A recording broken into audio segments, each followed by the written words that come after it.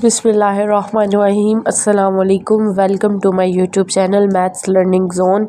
जैसा कि स्टूडेंट्स आपको पता है, हम लोगों ने जो कोर्स आउटलाइन स्टार्ट की है वो अलजेब्रा 2 की प्रीवियस वीडियो लेक्चर में हम लोगों ने वेक्टर स्पेस को डिस्कस किया था कि वेक्टर स्पेस होता क्या है, और इससे रिलेटेड एक एग्जाम्पल को हम लोगों ने डिस्कस किया था।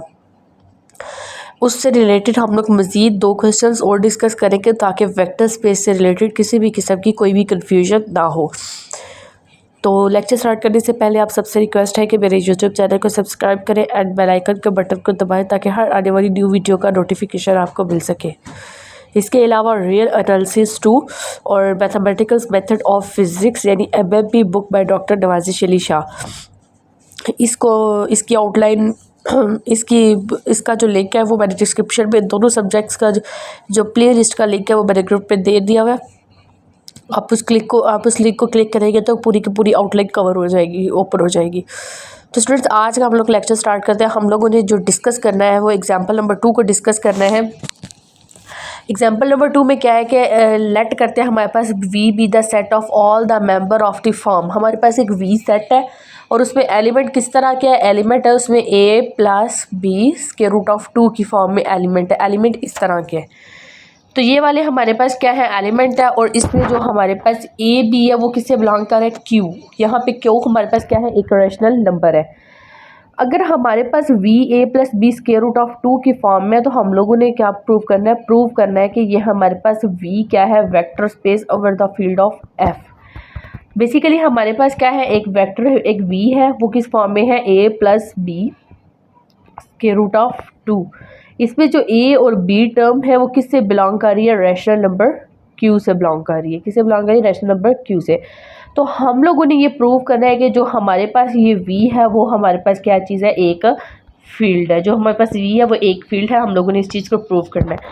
तो सबसे पहले क्वेश्चन जब भी स्टार्ट करते हैं तो जो हमारे पास v वेक्टर गिवन होता है वो कौन सा है, a + b square root of 2। इसमें जो a b है वो बिलोंग कर रहा है q के साथ।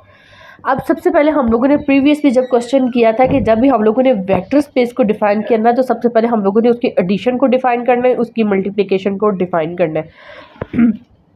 वो कैसे हम लोगों ने डिफाइन करना है। अब आपको पता है कि हमारे पास जो वेक्टर है, हमारे पास वेक्टर किसकी फॉर्म में है, a + b square root of 2 इस फॉर्म में।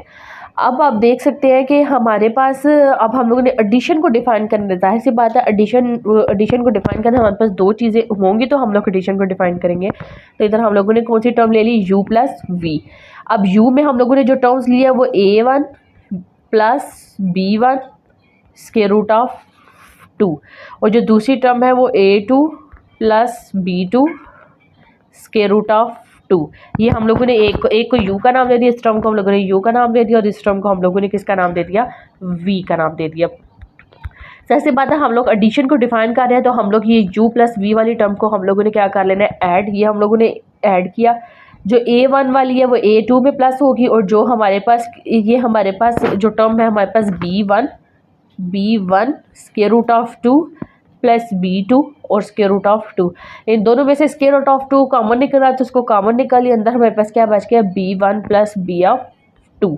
ये वाली टर्म हमारे पास बाकी रहेगी। तो ये भी किससे बिलोंग करती है, v से बिलोंग करता है।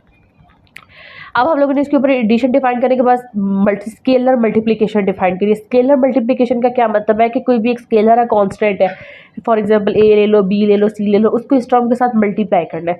तो जब a1 से हुआ तो a(1) आ जाएगा, और जब हमारे पास a(b)(1) से हुआ तो a(b)(1) स्क्वायर रूट ऑफ 2। ये भी किससे बिलोंग करता है, v से बिलोंग करता है। तो इसमें एडिशन, पहले हम लोगों ने एडिशन डिफाइन की, मल्टीप्लिकेशन डिफाइन की। अब इसके बाद हम लोगों ने नेक्स्ट जो हमारे पास प्रॉपर्टीज़ है हम लोगों ने वो प्रूव करानी है। आपको पता है वेक्टर स्पेस प्रूव कराने के लिए हमें क्या प्रूव कराना पड़ेगा कि ये हमारे पास एसोसिएटिव भी है, एडिटिव आइडेंटिटी है, एडिटिव इन्वर्स है और कम्यूटेटिव लॉ। यानी जब ये चारों के चारों लॉ को होल्ड करेंगे तो हम लोग कहेंगे कि ये हमारे पास क्या है, वेक्टर स्पेस है, ये फील्ड है। तो एसोसिएटिव होने के लिए क्या किया उसने, क्या किया, u + v + w। यानी ये देखिए अब हमारे पास u टर्म बाहर है, v प्लस w टर्म अंदर है। जब हम लोगों ने एट द एंड प्रूव करना है तो u प्लस v टर्म इकट्ठी हो जानी चाहिए, u प्लस v टर्म इकट्ठी होनी चाहिए और ये जो w वाली टर्म है ये हमारे पास किधर होनी चाहिए, बाहर। ये होता है हमारे पास एसोसिएटिव लॉ। तो अब आपको पता है u टर्म में हम लोगों ने क्या लेना है, a1 b1 square root of 2, v term में हम लोगों ने a2 plus b2 square root of 2 और जो w टर्म है उसमें a3 plus b3 square root of 2 के बराबर है। अब ये टर्म फिलहाल एज इट इज़ रहेगी, जो u वाली है इन दोनों टर्म्स को आपस में क्या करना है, मल्टीप्लाई करवाना है। कैसे करवाना है, a2 में प्लस हुआ a3 प्लस हो गया। अब आप देख सकते हैं b2 और b3 है यहाँ आ गया और स्क्वायर रूट ऑफ 2 यहाँ से हमारे पास क्या आ गया, कॉमन आ गया। अब नेक्स्ट हमारे पास कॉमन आने के बाद हमारे पास इधर हमारे पास a2 प्लस a3 और इधर हमारे पास क्या है a1, तो इनको हम लोगों ने कंबाइन कर लिया, a1 plus a2 plus a3 है। नेक्स्ट जो हमारे पास टर्म है वो कौन सी टर्म है, हमारे पास जो टर्म है वो b वाली है, तो ये b, ये b2 b3, तो b प्लस b2 b3, इसके साथ भी स्क्वायर रूट ऑफ 2 है, इस टर्म के साथ भी स्क्वायर रूट ऑफ 2 है, वो square root of 2 as it is का एज इट इज़ आ गया। इसके बाद नेक्स्ट हमारे पास क्या हुआ है कि जो a1 प्लस a2 है इनको ब्रैकेट में इकट्ठा कर लो, a3 को बाहर निकाल दो। सिमिलरली b1 प्लस b2 को इकट्ठा कर दो, b3 को बाहर निकाल दो। अब जब हम लोगों ने नेक्स्ट स्टेप पे आए हैं तो इसमें a1 प्लस a2 हो गया और हमारे पास b1 plus b2 square root of 2 और बाकी जो 3 वाली टर्म्स थी वो हम लोगों ने अलग कर ली। क्यों, क्योंकि हम लोगों ने w वाली टर्म को अब अलग करना है। तो ये वाली जो हमारे पास टर्म होगी ये हमारे पास किस चीज़ के बराबर है, a1 b1 square root of 2 u के बराबर। ये u हो गया, ये प्लस का निशान हो गया, ये v हो गया और एट द एंड टर्म ये वाली जो 3 वाली है ये किसकी है, w की फॉर्म में। तो ये इस तरह हमारे पास इसके ऊपर एसोसिएटिव लॉ प्रूव हो गया। यानी स्टार्ट में हम लोगों ने v प्लस w टर्म के अंदर था और u बाहर था, अब हम लोगों ने u प्लस v को इकट्ठे करना था, w को बाहर करना था। तो ऐसे हमारे पास एसोसिएटिव लॉ प्रूव हो गया। आइडेंटिटी क्या होती है, आइडेंटिटी होती है कोई भी एडिशन की टर्म में एडिटिव आइडेंटिटी। एडिशन की टर्म में मतलब कोई भी आपके पास वैल्यू, फॉर एग्जांपल है 2 है, 3 है, 4 है, 5 है, कोई भी है। फॉर एग्जांपल 2 है, आपने ऐसी इसमें कोई चीज़ ऐड करनी है कि वो दोबारा वो ही आ जाए। फॉर एग्जांपल 2 में मैं 0 ऐड करती हूँ तो ये दोबारा क्या आ जाएगा, 2। तो ये क्या होगी, एडिटिव आइडेंटिटी। अब मैं कहती हूँ एक in the form of addition. अगर आप मल्टीप्लिकेशन में देखोगे ये 2 है, दोबारा 2 ही आना चाहिए मल्टीप्लिकेशन की फॉर्म में। तो इसमें 1 ही ऐसा है कि जो हमारे पास एडिटिव आइडेंटिटी क्या है, 1 है। किसका केस में, मल्टीप्लिकेशन के केस में। लेकिन एडिशन के केस में वो क्या है, 0 है। तो इधर हमारे पास क्या हुआ, हमारे पास जो टर्म थी a plus B square root of 2, अगर इधर 0 प्लस a b की वैल्यू 0, 0 स्क्वायर रूट ऑफ 2, तो इस टर्म को अगर हम लोग u प्लस 0 करना है, इस टर्म में हम लोगों ने क्या करना है, एडिटिव आइडेंटिटी यानी u में ऐड करना है 0 को। तो जब भी हम लोग u में ऐड करेंगे, u प्लस 0 करेंगे, तो आप इसमें ये देख सकते हैं कि u की वैल्यू हमारे पास क्या है, a1 b1 square root of 2 ये वाली टर्म है, और 0 के लिए क्या है, जहाँ a b है वहाँ क्या होगा, 0 हो जाएगा। तो आप यहाँ से देखें कि वो दोबारा वही टर्म वापस आ गई, तो ये किसके बराबर है, u के बराबर। असल में बेसिकली हम लोगों ने सबसे पहले जो प्रूव कराना है ना वेक्टर स्पेस के लिए, वो अबिलियन ग्रुप को प्रूव कराना है। अबिलियन ग्रुप में क्या क्या चीज़ है, जो प्रीवियस वीडियो लेक्चर में डिटेल से बताया गया था कि सबसे पहले इसको अबिलियन ग्रुप कराना है। अबिलियन के लिए आपके पास एक वो कम्यूटेटिव होना चाहिए, ठीक है, दूसरा एसोसिएटिव होना चाहिए, और जो तीसरा है वो क्या होना चाहिए, आइडेंटिटी, एडिटिव आइडेंटिटी होनी चाहिए उसकी, यानी जिसमें वो ऐड करे दोबारा वही। और एक चौथा क्या होना चाहिए, वो इन्वर्स। जब ये चारों की चारों वो प्रॉपर्टीज़ को वो प्रूफ करेगा तो हम लोग तब कह सकते हैं कि ये हमारे पास क्या था, ये एक अबिलियन ग्रुप है। तो किसी भी वैल्यू का जब भी हम लोगों ने वेक्टर स्पेस प्रूव कराना है तो उसमें से सबसे पहले ये प्रूव कराना है कि ये हमारे पास क्या होना चाहिए, अबिलियन ग्रुप होना चाहिए। और अबिलियन ग्रुप में हमारे पास क्या होना चाहिए, कम्यूटेटिव, एडिटिव आइडेंटिटी और एडिटिव इन्वर्स। अब जो थर्ड प्रॉपर्टी हम लोगों ने प्रूव करनी है वो एडिटिव इन्वर्स। इन्वर्स का मतलब ही उल्टा है। फॉर एग्जांपल अगर आपके पास 2 है तो उसका इन्वर्स क्या होगा, -2, मतलब उल्ट होगा। अगर 3 है उसका क्या होगा, -3 होगा। तो सिमिलरली अब हम लोगों ने, अगर हमारे पास टर्म u है, u किसके फॉर्म में, a1 plus b1 square root of 2, अब उसका नेगेटिव उल्ट लेंगे तो a1 दोनों टर्म के साथ क्या आ जाएगा, माइनस। जब दोनों को हम लोग ऐड करेंगे तो ये प्लस a1 माइनस a1 के साथ कैंसिल, ये वाला इसके साथ कैंसिल, और आंसर हमारे पास क्या आ गया, 0 आ गया। इसमें हमारे पास आंसर क्या आ गया, 0 आ गया। तो नेक्स्ट हमारे पास अब है कि हम लोगों ने कम्यूटेटिव प्रूफ है। बेशक आप कम्यूटेटिव पहले करा ले, एडिटिव आइडेंटिटी, एडिटिव इन्वर्स भी एसोसिएटिव करा ले, उसमें कोई इशू नहीं है। अब हम लोगों ने कम्यूटेटिव में क्या करना है कि अगर हम लोग स्टार्ट में ले रहे हैं u प्लस v, ये वाली ले रहे हैं, तो एट द एंड हमारे पास क्या आना चाहिए, v प्लस यू आना चाहिए। हमारे पास क्या आना चाहिए, v प्लस यू आना चाहिए। तो नेक्स्ट हमारे पास हम लोग ऐसा करते हैं कि हम लोगों ने टर्म ले ली u प्लस वी, कम्यूटेटिव को प्रूव करवाने लगे। कम्यूटेटिव के लिए हम लोगों ने क्या लिया, u प्लस वी। अब आपको पता है कि जो हमारे पास u की टर्म होती है वो a1 plus b1 square root of 2 और v के लिए a2 plus b2 square root of 2। जब इन टर्म्स को ऐड किया a1 प्लस ऐड हुआ a2 में और ये वाली टर्म इसमें ऐड होगी और इसमें हमारे पास स्क्वायर रूट ऑफ 2 सेम है, कॉमन आ रहा था, इसलिए हम लोगों ने इसको कॉमन निकाल लिया। नेक्स्ट हम लोग जो प्रूव करा रहे थे वो हम लोग कम्यूटेटिव को प्रूव करा रहे थे कि हमारे पास कम्यूटेटिव क्या होता है। तो कम्यूटेटिव के लिए क्या होता है कि हमारे पास जो भी टर्म है u प्लस वी, उसको हम लोगों ने किसके बराबर प्रूव कराना है, v प्लस यू के। अब ये वाला प्रूव करना है, स्टार्टिंग में हम लोगों ने क्या लिया, u प्लस वी। अब u की वैल्यू हमारे पास क्या है, a1 plus b of 1 square root of 2, ये किसकी वैल्यू है, u की। और a2 plus b2 square root of 2, ये किसकी वैल्यू है, v की। तो जाहिर सी बात है हमें इसके लिए मैक्सिमम भी हमें दो टर्म्स की ज़रूरत है, u प्लस वी हम लोगों ने किसके बराबर प्रूव करना है, v प्लस यू के बराबर प्रूव करवाना है। तो हम लोगों ने क्या लिया, u प्लस वी की टर्म को लिया, u प्लस वी यू की वैल्यू लिखी और v की वैल्यू लिखी, ठीक है। अब इसमें हमारे पास जो a1 है वो प्लस हुआ a2 में, तो a1 प्लस a2 आ गया। और ये जो हमारे पास टर्म है b1 square root of 2 plus b2 square root of 2, इसमें जो स्क्वायर रूट ऑफ 2 है वो कॉमन आ जाएगा, अंदर हमारे पास क्या बचेगा, b1 प्लस b ऑफ 2 के बराबर आ जाएगी ये वाली टर्म हमारे पास। तो नेक्स्ट वाली टर्म में हम लोगों ने क्या करना है कि जो हमारे पास है a1 प्लस a2 और ये वाली टर्म एज इट इज़। अब क्योंकि शुरू में हमारे पास क्या था, u प्लस वी था, अब हमें क्या प्रूव करना है, v प्लस यू, यानी जो सेकंड वाली टर्म है वो पहले आनी चाहिए। तो इसने क्या किया कि जो हमारे पास a1 प्लस a2 टर्म है तो इसने हमारे पास a2 पहले कर ली और b2 square root of 2 term वाली टर्म पहले कर ली और a1 plus b1 square root of 2 वाली टर्म उसने क्या कर ली, पहले कर ली। अब क्योंकि ये हमारे पास ये वाली टर्म हमारे पास 2 वाली टर्म v के बराबर थी तो ये v आ गया, u आ गया, तो हमारे पास जो u प्लस वी था वो किसके बराबर आ गया, v प्लस यू के। अब सबसे पहले वेक्टर स्पेस को प्रूव कराने के लिए हमारे पास वो क्या होनी चाहिए, अबिलियन ग्रुप होना चाहिए। अबिलियन ग्रुप का क्या मतलब है, उसमें जो हमारे पास कम्यूटेटिव है, एसोसिएटिव है, एडिटिव आइडेंटिटी, एडिटिव इन्वर्स, अगर ये चार की चार प्रॉपर्टी सेटिस्फाई करते हैं तो हम लोग वो कहते हैं कि वो हमारे पास क्या है, एक अबिलियन ग्रुप है। अब ये हमारे पास क्या बन गया, एक अबिलियन ग्रुप बन गया। जब अबिलियन ग्रुप बन जाएगा, सबसे पहले हमारा वेक्टर स्पेस को प्रूव कराने के लिए सबसे पहले जो हमारा काम है वो अबिलियन ग्रुप प्रूव कराना है।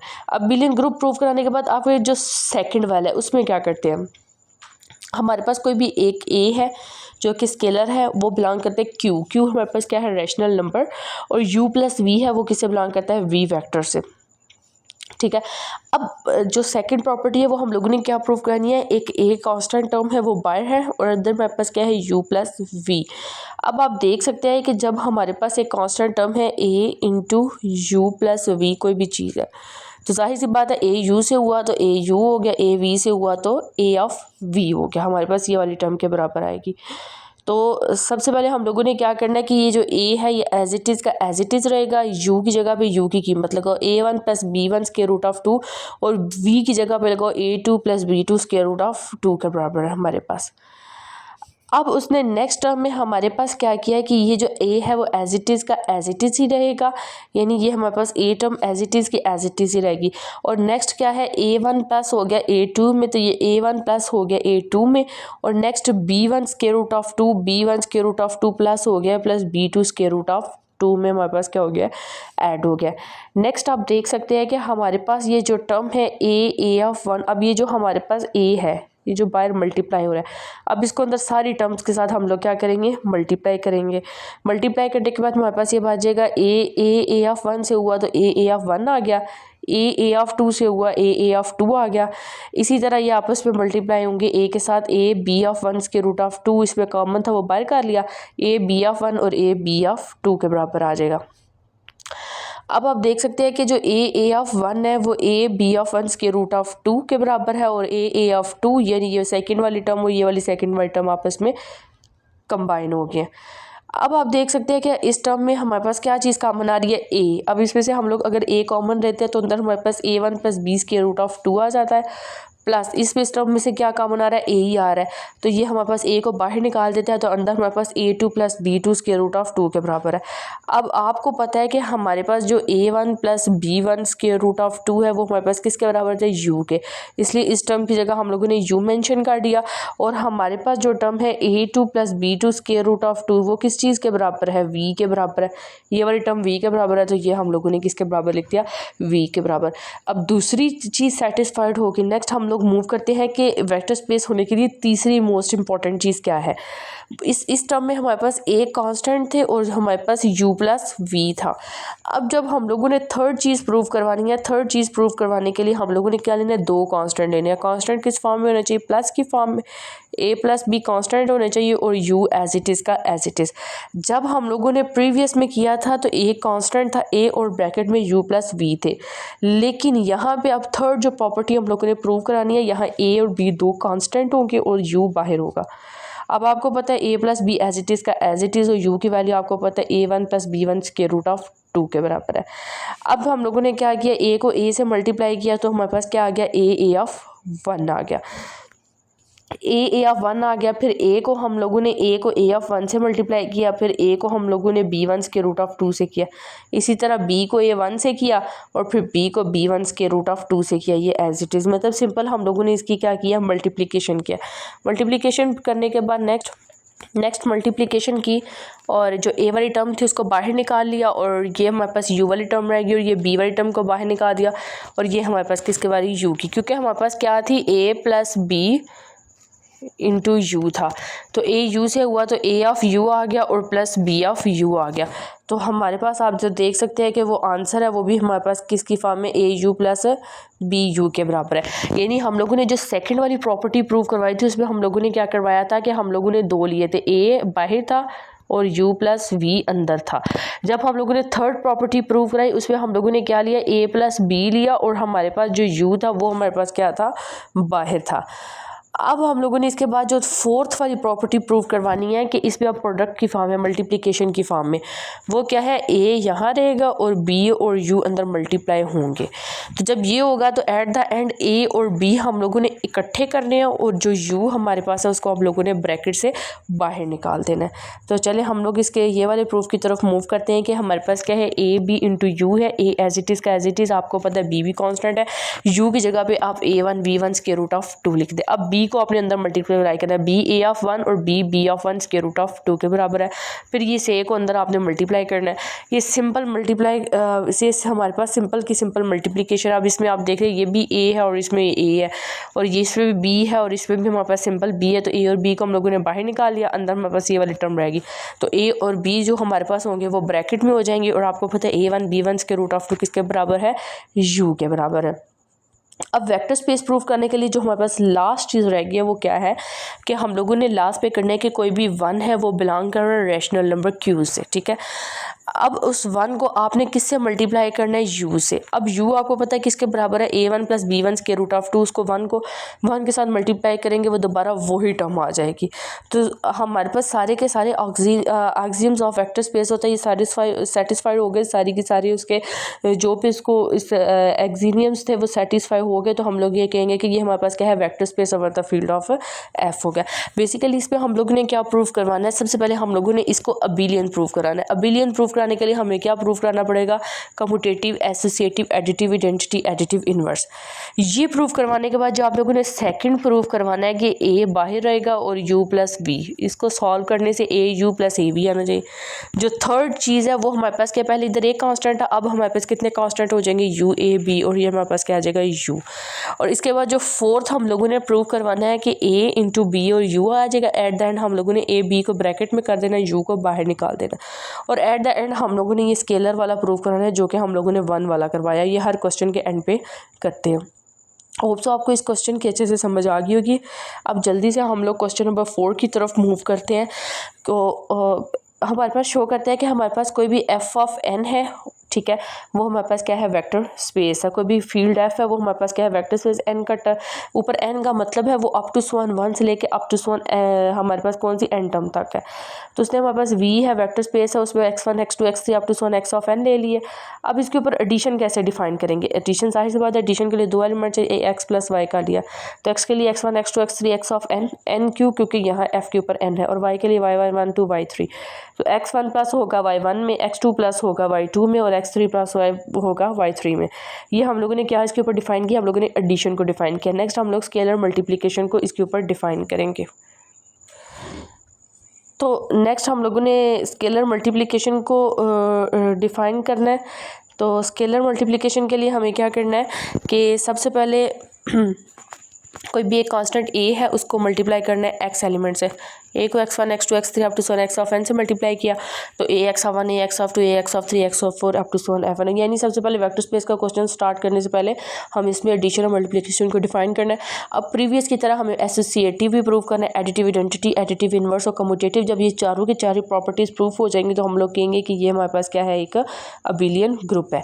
तो सबसे पहले हम लोग एसोसिएटिव की तरफ चलते हैं कि अगर हमारे पास x है प्लस y और प्लस z है, तो आपको पता है कि स्टार्टिंग पे अगर x तो हम लोग क्या करेंगे, x प्लस वाई वाली टर्म को इकट्ठा कर लेंगे, x प्लस वाई और प्लस z वाली टर्म को बाहर निकाल देंगे। ये हमारे पास कौन सी प्रॉपर्टी होगी, एसोसिएटिव प्रॉपर्टी होगी। तो एसोसिएटिव प्रॉपर्टी के लिए क्या करना है, x के लिए क्या टर्म है, x1 x2 x3 up to so on x of n तक है, y के लिए y1 2 y3 और z के लिए z1 z2 z3 up to so on z of n है। अब आपको सिंपल पता चला इन दोनों टर्म्स के दरमियान प्लस है तो y1 को प्लस किया z1 से, y2 को z2 से up to so on y of n को z ऑफ n से मल्टीप्लाई किया।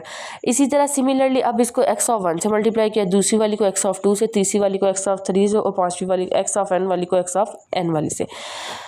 अब बेसिकली क्या किया है कि ये जो हमारे पास x1 plus into y1 plus z of 1 था ना, इस टर्म के में उसने क्या किया कि जो x of 1 plus y of 1 है इन टर्म्स को उसने क्या कर दिया इकट्ठा, और इसमें जो z ऑफ 1 वाली टर्म है इसको उसने क्या कर दिया, बाहर निकाल दिया। सारी की सारी टर्म्स के साथ ऐसे ही होगा। अब हमारे पास जो हमारे पास x2 और प्लस y2 है ये बाहर चले जाएगी, z ऑफ 2 बाहर, x of n plus y of n ये कंबाइन होगा, z ऑफ n इकट्ठा हो जाएगा। तो बेसिकली ये इसने हमारे पास किया। तो अब आप देख सकते हैं कि जो ब्रैकेट्स वाली टर्म है x1 y1 x2 y2 x of n y of n इनको अलग कर लिया, और z of 1 z of 2 z of 3 in terms को उसने क्या कर लिया, अलग कर लिया। जब ये वाली टर्म्स को अलग किया दिया तो ये बेसिकली x y की टर्म्स थी, ये x प्लस y होगा, और ये z की टर्म थी, दरमियान में साइन प्लस का था तो ये प्लस, और साथ में हमारे पास z की टर्म होगी। स्टार्टिंग में हम लोगों ने x plus into Y plus Z लिया था, लेकिन एट द एंड हम लोगों ने क्या प्रूव करवाया, y plus x plus Y plus Z. अब एडिटिव आइडेंटिटी आपको पता है हमेशा क्या होगी, जीरो होगी। अब x टर्म्स है x1 x2 x3, इसमें जीरो प्लस किया वो दोबारा की वही टर्म आ गई, तो ये हमारे पास क्या हो गया, एडिटिव आइडेंटिटी। अब एडिटिव इन्वर्स क्या है कि अगर x में x1 x2 x3 up to so on x of n है, उसका इन्वर्स क्या होता है, उसका उल्ट लेना, यानी x है तो उसका minus x1 minus x2 minus x3। जब इन सबको ऐड करेंगे तो आपको पता है पॉजिटिव नेगेटिव वैल्यूज कैंसिल हो जाएंगे, तो हमारे पास क्या आ जाएगा, जीरो। कम्यूटेटिव का भी आपको पता है कि x प्लस वाई है उसको y प्लस जेड करना है, x हमारे पास क्या x1 x2 x3 y1 y2 y3 इन दोनों टर्म्स को प्लस करें तो y वाली टर्म्स को पहले कर दें, x वाली को बाद में लिख दें। ये देखें पहले हमारे पास क्या थी, x1 प्लस वाई ऑफ 1 थी, तो y ऑफ 1 वाली को पहले लिखते x ऑफ 1 वाली। ऐसे हमारे पास जो x प्लस वाई है वो किसके बराबर हो जाएगा, y प्लस x के बराबर हो जाएगा, ठीक है। तो ये इसी तरह हम लोगों ने इसके ऊपर कम्यूटेटिव प्राइस, जब चारों की चारों प्रॉपर्टी सेटिस्फाई हो जाएंगी तो हम लोग कहेंगे कि ये हमारे पास क्या है, एक अबिलियन ग्रुप है। अब अबिलियन ग्रुप के बाद आपको पता है कि नेक्स्ट आपने दूसरी प्रॉपर्टीज़ को सेटिस्फाई करवाना है, क्योंकि ये सारी की सारी प्रॉपर्टी सेटिस्फाई होगी तो हम लोग कहेंगे कि ये हमारे पास क्या है, अबिलियन ग्रुप है। अब आपको पता है कि हम लोगों ने दूसरी प्रॉपर्टीज़ को सेटिस्फाई करना है। दूसरी प्रॉपर्टीज़ क्या कहती है, a into X plus Y है। अब आपको पता है कि x किसके बराबर, a एज इट इज़ क्या as it x1 x2 x3 y1 y2 y3 up to so on n term था। इन दोनों को ऐड किया, इनको a के साथ मल्टीप्लाई किया, मल्टीप्लाई करने के बाद जब आप हम लोग सिंपल नेक्स्ट करते जाएंगे तो एट द एंड हमारे पास ये a into X plus Y यानी किस चीज़ के बराबर हो जाएगा, a of x plus a of y। यानी दोनों टर्म से हमारे पास क्या निकलेंगे, a और a कॉमन निकलेंगे, और ये जो बाकी टर्म्स है ये x की होगी ये y होगी, तो a ऑफ x और a ऑफ y आ जाएगा। नेक्स्ट हमारे पास टर्म है, अब हम लोगों ने इधर a कांस्टेंट था, x प्लस वाई था। अब इधर हमारे पास नेक्स्ट वाली में हमारे पास कितने कांस्टेंट है, a प्लस b दो कांस्टेंट है, और x ये बाहर है, तो a ऑफ x हो जाएगा और प्लस b ऑफ x हो जाएगा, ऐसे टर्म्स होंगे। अब आप देख सकते हैं इधर अब a plus B as it is का एज इट इज़ एक्स की जगह x1 x2 x3 up to so X of n। अब हमारे पास a प्लस बी पहले x ऑफ 1 से हुआ, फिर x ऑफ 2 से हुआ, x ऑफ 3 से हुआ, x ऑफ n तक ये हमारे पास मल्टीप्लाई होती गई। ठीक है, अब a को x ऑफ 1 से किया, b को x ऑफ 1 से किया, फिर a को x ऑफ 2, b को x ऑफ 2, इसको सबको अंदर मल्टीप्लाई करने के बाद जब हम लोगों ने सिंपल किया तो एंड में इन सब में a कॉमन आ रहा था तो a बाहर आ गया, इसी तरह इसमें b कॉमन आ रहा था, b बाहर आ गया। और ये जो x1 x2 x3 x of x वाली टर्म्स है ये हमारे पास किस चीज़ के बराबर आ जाएंगी, ये x के बराबर आ जाएंगी, ये y के बराबर आ जाएंगी, तो a of x plus b of y के बराबर हो जाएगा। अब फोर्थ प्रॉपर्टी आपको पता है कि a into B of x है, तो एट द एंड हम लोगों ने ये ऐसे है टर्म के हमारे पास a into B of x है, तो एट द एंड हम लोगों ने क्या प्रूव करना है, a b इकट्ठा करना है, a b और x हमारे पास किधर चला जाएगा, बाहर चला जाएगा। तो इसने हमारे पास क्या किया है कि ये हमारे पास a है, a एज इट इज़ का as it is, b as it is का एज इट इज़, x की जगह x1 x2 x3।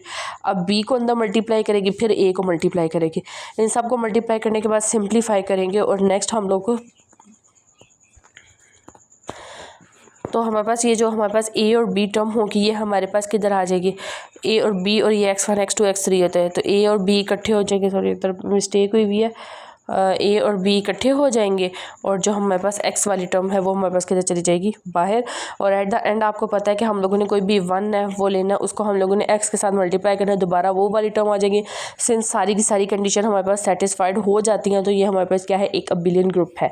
Basically abelian group को ये एक वेक्टर स्पेस है। वेक्टर स्पेस के लिए सबसे पहले हम लोगों ने उसको क्या प्रूव करवाना है, सबसे पहले हम लोगों ने उसको प्रूव कराना है कि वो हमारे पास क्या होना चाहिए, अबिलियन ग्रुप बनाना चाहिए।